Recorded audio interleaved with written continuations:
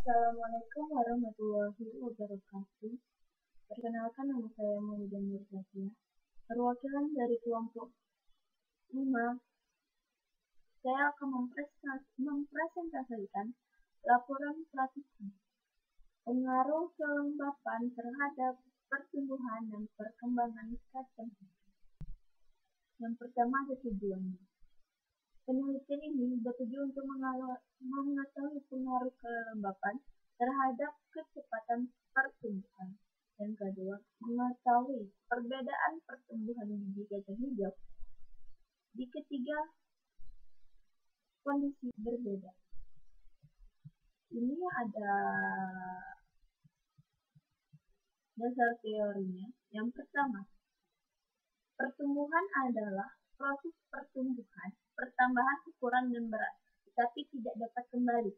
Pertumbuhan dapat diukur secara kuantitatif. Faktor-faktor yang mempengaruhi pertumbuhan ada yang pertama, faktor dalam atau internal. Faktor internal yang mempengaruhi proses pertumbuhan dan perkembangan pada tumbuhan dibagi menjadi dua, yaitu faktor intrasekuler dan faktor internal. Intersekuler yang faktor intrasekuler merupakan faktor yang berasal dari dalam sel. Yang kedua, faktor intersekuler. Faktor intersekuler merupakan hormon. Hormon pada tumbuhan disebut fitohormon. Yang kedua ada faktor luar atau eksternal. Air merupakan faktor penting untuk pertumbuhan dan perkembangan. Nutrisi. Setiap makhluk hidup memerlukan nutrisi untuk kelangsungan hidup. Nutrisi atau zat-zat makanan tersebut diperlukan sebagai sumber energi. Yang ketiga, cahaya. Tumbuhan sangat memerlukan cahaya matahari untuk fotosintesis. Suhu.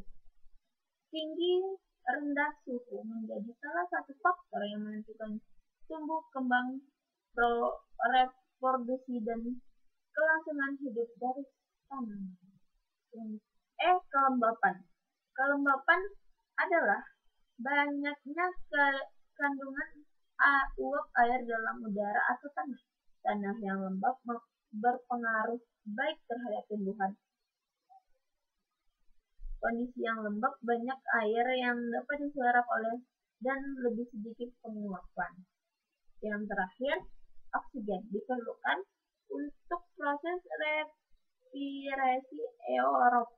Melalui proses tersebut, tumbuhan dapat memperoleh energi untuk pertumbuhan. Tumbuhan yang dipengaruhi oksigen akan mengalami kematian.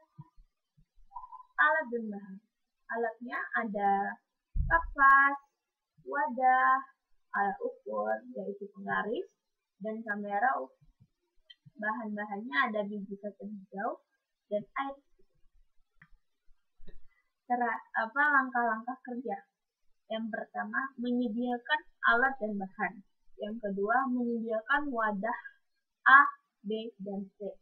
Yang ketiga, memasukkan kapas dalam kelembapan rendah ke wadah A, kapas kelembapan tinggi ke wadah B, dan kelembapan sedang di wadah C.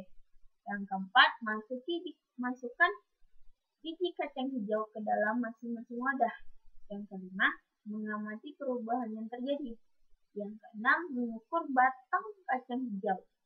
Yang ketujuh, memotret setiap perkembangan. Hasil pengamatan. 1. Kelembapan rendah, sampel A. Pada hari kedua, kecambah belum tumbuh batang, masih berupa akar. Pada hari keempat, kecambah mulai tumbuh batang sekitar 4 cm. Dan pada hari ke-6, karena kekurangannya air, kecambah menjadi yang kedua, kelembapan tinggi, sampel B. Hari kedua, kecambah masih berbentuk akar. Yang hari keempat, kecambah mulai tumbuh batang dengan sangat cepat. Sekitar sekitar 12 cm.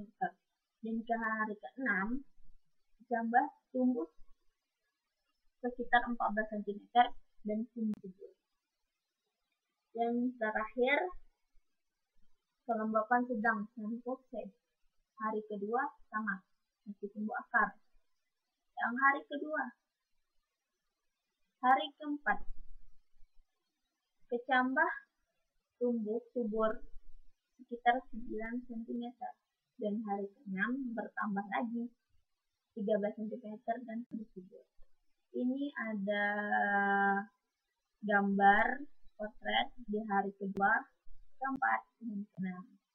Kesimpulan dari pengamatan yang telah dilakukan dalam kesimpulan dapat disimpulkan bahwa kelembapan dapat mempengaruhi pertumbuhan dan perkembangan pada tumbuhan.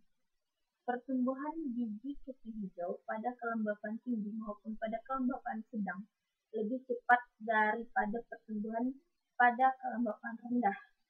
Pertumbuhan biji kacang hijau pada kelembapan rendah tidak baik karena hanya membuat pertumbuhannya terganggu. Sekian, terima kasih.